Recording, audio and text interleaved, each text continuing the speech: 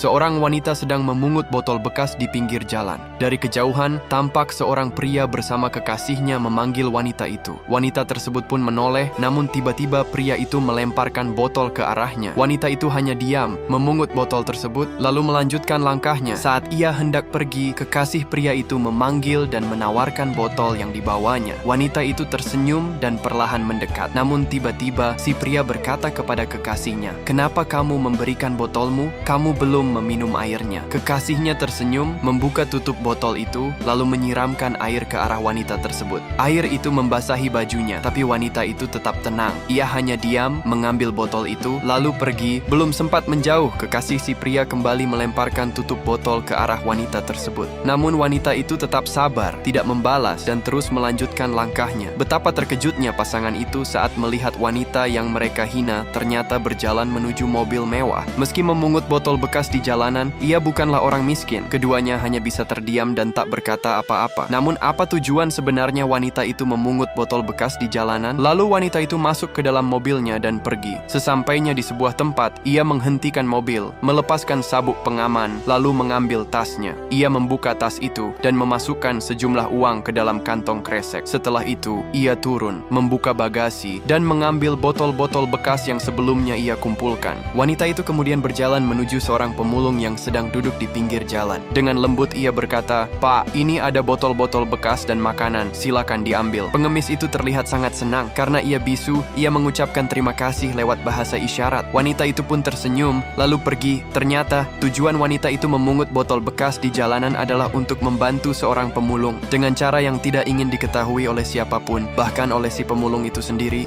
Jangan pernah menilai seseorang hanya dari penampilannya. Tidak semua orang yang terlihat sederhana itu miskin, dan tidak semua orang yang terlihat tak berdaya itu lemah. Kebaikan sejati seringkali dilakukan dalam diam, tanpa mengharapkan pengakuan.